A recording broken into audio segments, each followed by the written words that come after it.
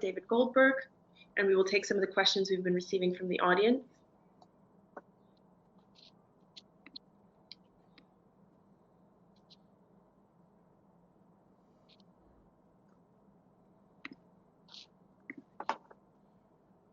Christian, Phil, I think we have you on audio. Yeah, I'm here. Oh, brilliant. And Christian is with us as well. Okay. Yeah, I should be here. Yeah, we see a black screen, but we can see that you're present. So I'm going to just crack on then with a question for Simon and David. So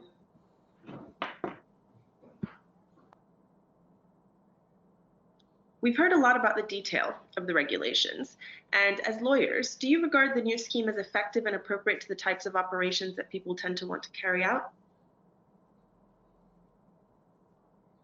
Well, first of all, could I just interject and say that I'm very geeky and I completely get that, but I would love you to call it a law. It's not a regulation.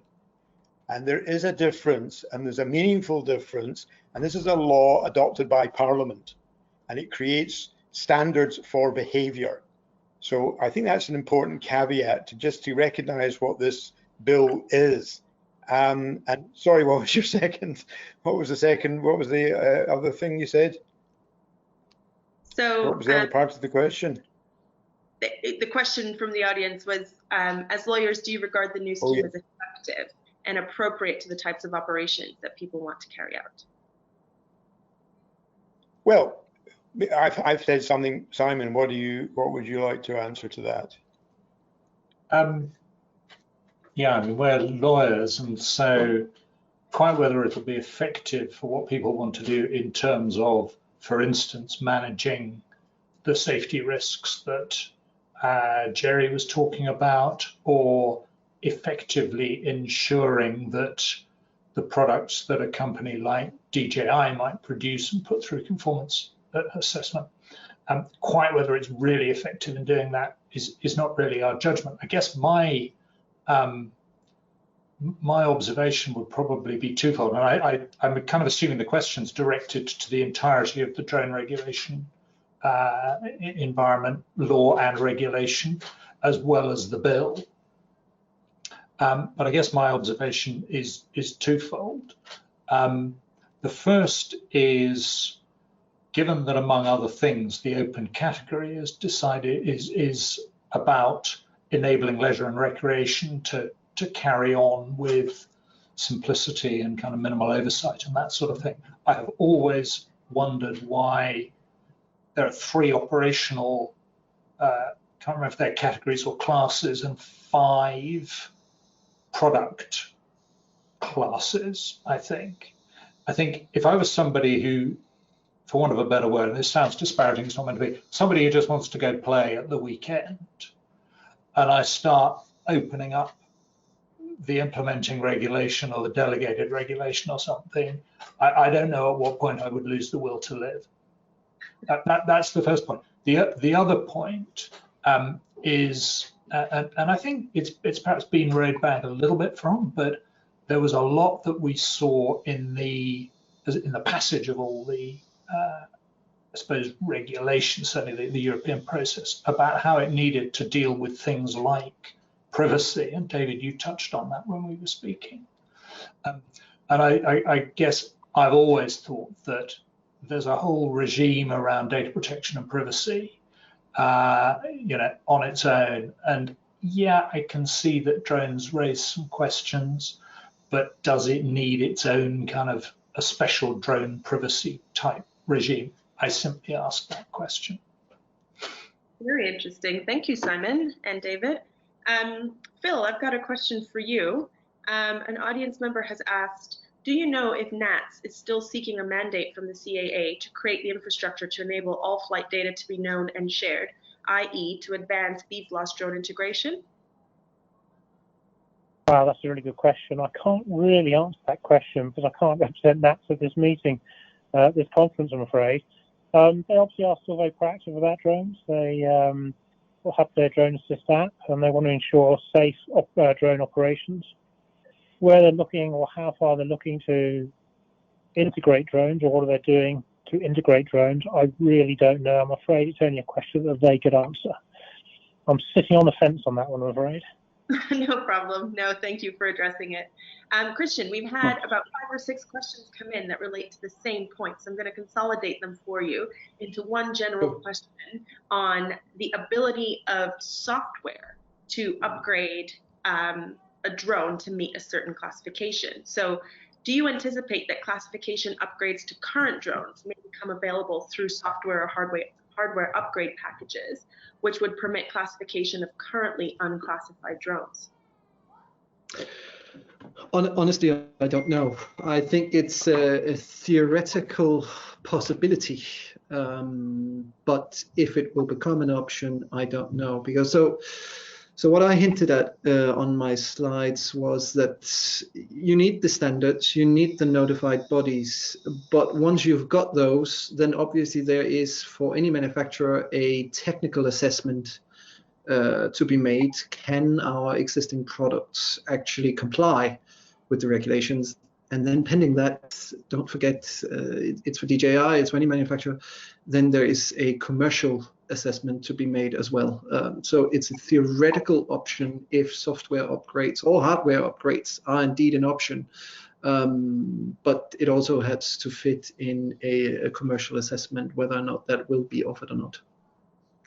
And as a follow-on to that, a couple attendees have asked, are there any additional requirements with regards to CE conformity that distinguish enterprise products from consumer products, so products that are more likely to be operating in a more industrial environment and more exposed to electromagnetic interference from towers and structures and transmitters versus just the consumer product that's least likely to be in those environments? So not when we focus on the drone categories or drone classes themselves, but remember that's intended for the use in the open category. So probably when we start leaping into the specific category where you'll probably see bigger use of more specialized products, then you could be met with product requirements through or as part of your operational risk assessment that there could be requirements on what product you're using or through the SORA. But for the use in the open category, there isn't any difference between enterprise or consumer products. Okay. Thank you for that. At least from a regulatory point of view. Yeah. Right. Okay. So this is a general question for the panel, if anyone chooses to take this on.